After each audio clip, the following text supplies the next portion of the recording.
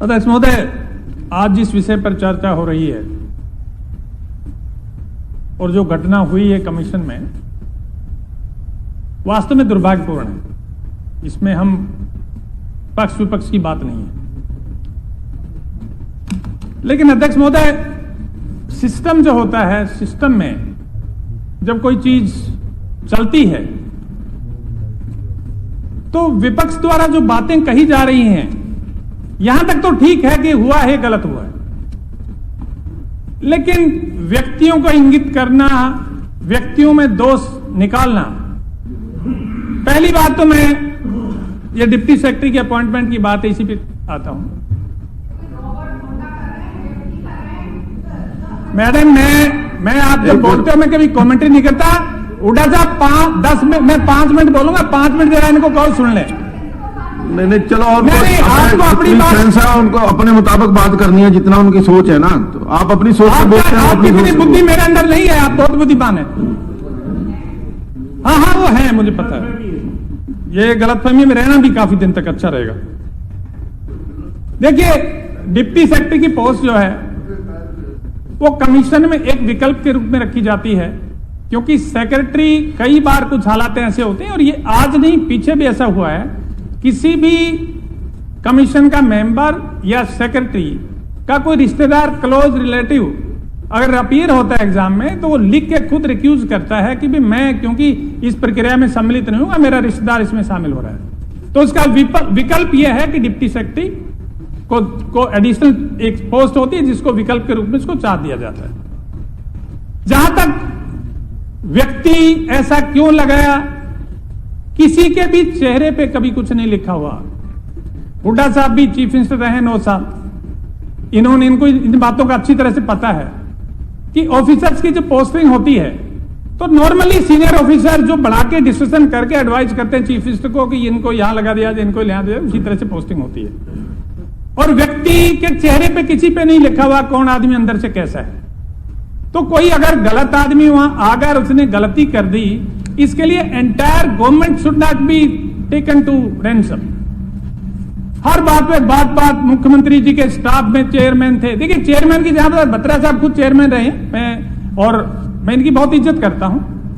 Chairman कभी भी directly खुद सीक्रेसी को हैंडल नहीं करता, हमेशा कमीशन का जो सेक्रेटरी है, सेक्रेटरी हैंडल करता है, और सेक्रेटरी पर विश्वास करके ही ये चीज चलाई जाती है। सेक्रेटरी एक रेस्पॉन्सिबल ऑफिसर है और वो बड़ी जिम्मेवारी से काम करेगा। स्ट्रांग रूम की हैंडलिंग सेक्रेटरी, साथ एक और, जैसे बत्रा साहब अभी बता रहे थे, कंट्रोलर के पास चाबी होती है। ठीक है, 2 आदमियों का कंट्रोल होता है, और उन 2 आदमियों की आपस की सहमति से ही सारे काम होते हैं। जहां तक अभी उसको सेक्रेटरी को जो डिसमिस किया है डिप्टी सेक्रेटरी को, उसके बारे में अभी मैडम जो कह रहे थे, कॉन्स्टिट्यूशन में बड़ा क्लियर प्रोविजन है।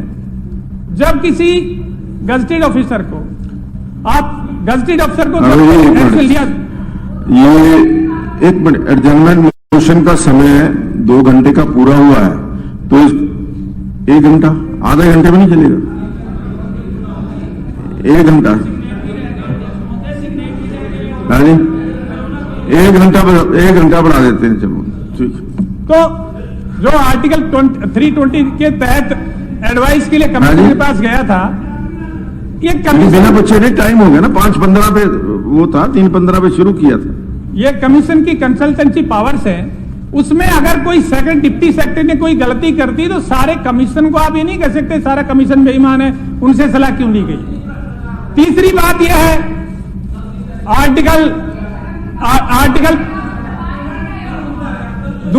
दूसरी बात यह है कि इस कमीशन का इतिहास, जहां तक बात है, अध्यक्ष महोदय, मैं बहुत पीछे नहीं जाना चाहता, नहीं मैं किसी व्यक्तियों के बीच में जाना चाहता हूं।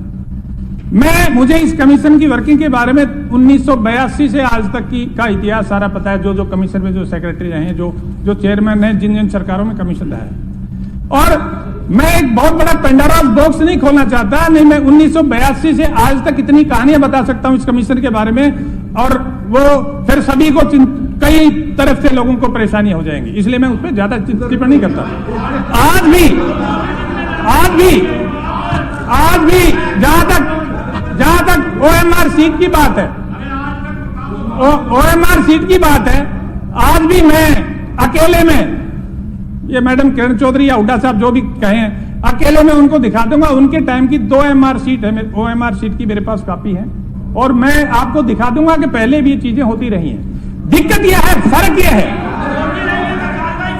है, फर्क नहीं, मैं फर्क सिर्फ है।